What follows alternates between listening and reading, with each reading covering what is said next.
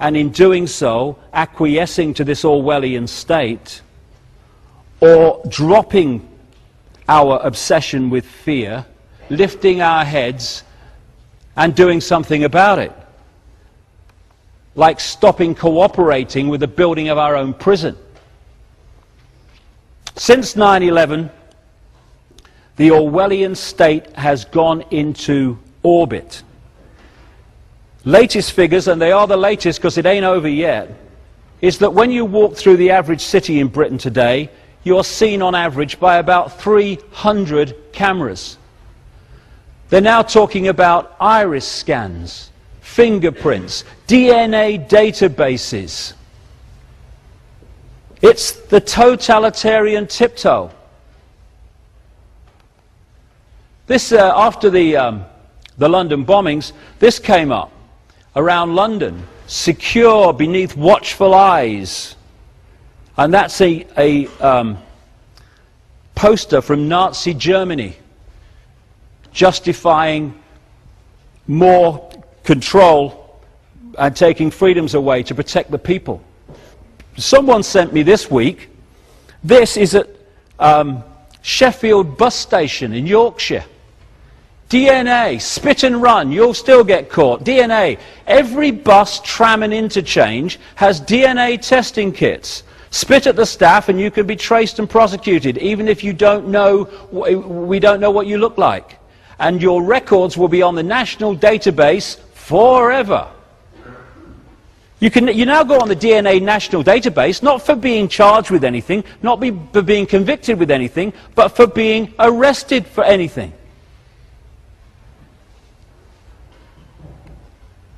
There you go. Watch the terrorists among you. Turn the people to police the people. I promise never to question authority or bring up my rights. Stop asking questions. Quiet. Shut up. Hey, here's a free speech zone. How about that? See, there is freedom. Just nowhere near anyone else. I mean, this is not sometime over the rainbow, maybe eventually. This is unfolding before our eyes by the day now.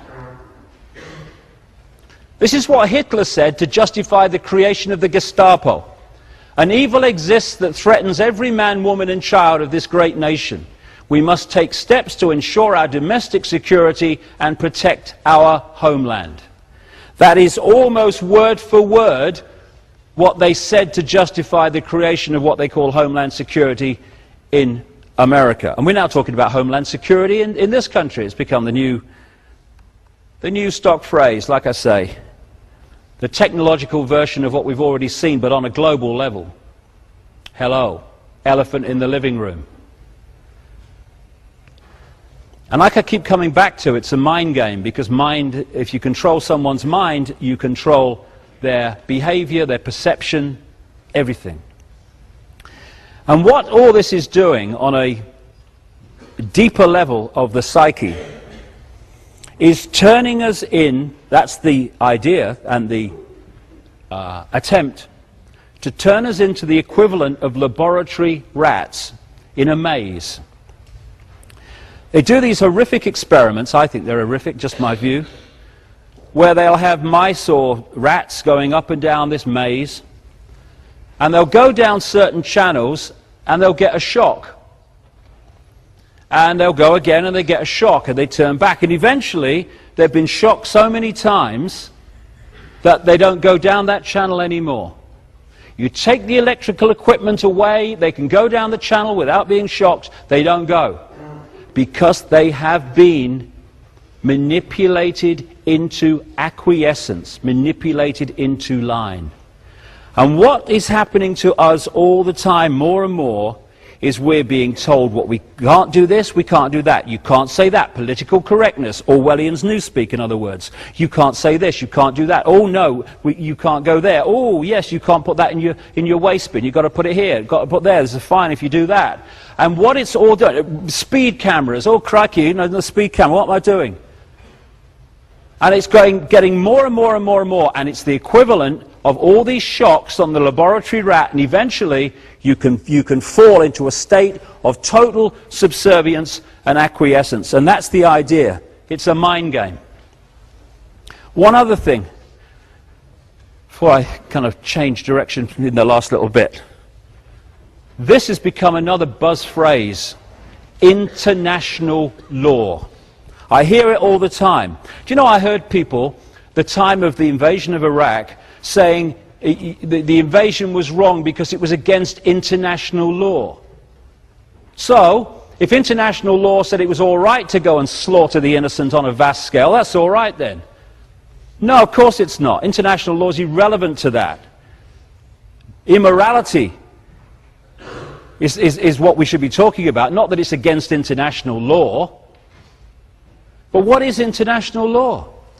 It is a law that everyone on the planet has to obey. What do you need if you want a centralized global dictatorship? You need laws that everyone on the planet has to obey. That's why international law is being talked about in an ever-increasing way all the time, because that's the road to the central tyranny. So anything that can be used to justify international law is a good thing from their point of view. What better than a global war on terrorism? We must have international law to protect everyone from terrorists. What better than global warming caused by the carbon explanation? Oh, we must have international law to meet this threat. Anything that Al Gore's involved in is a scam. Anyone who's done any looking at his background. So international law, you're going to hear more and more and more about. Not only international law, but the need to unify and bring together regulations on this and that and the other in each country on all these different topics. Oh no, you've got different regulations in that country to that country on this, so we must have conformity of global regulations. We're seeing this all the time. Again, building the global centralized state. More and more. And this is as relevant today as when these words were spoken by an anti-Nazi activist, pastor, who said this after the Second World War. First they came for the Jews, and I did not speak out because I was not a Jew. Then they came for the communists, and I did not speak out because I was not a communist. Then they came for the trade unionists, and I did not speak out because I was not a trade unionist. Then they came for me, and by then there was no one left to speak out for me. And we're seeing this all the time, where they're targeting certain groups, and everyone else, because, oh, I'm not part of that group, it doesn't affect me, looks the other way, and they pick them off, and pick them off, and pick them off. And that's what's happening all the time. And yet,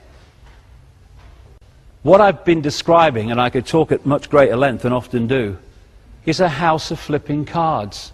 That's what it is. This edifice of global power that I've been describing is a house of cards because it depends on our acquiescence to allow it to happen. The number of people who are knowingly advancing this manipulation compared with the global population is tiny, infinitesimally small at the top of that pyramid.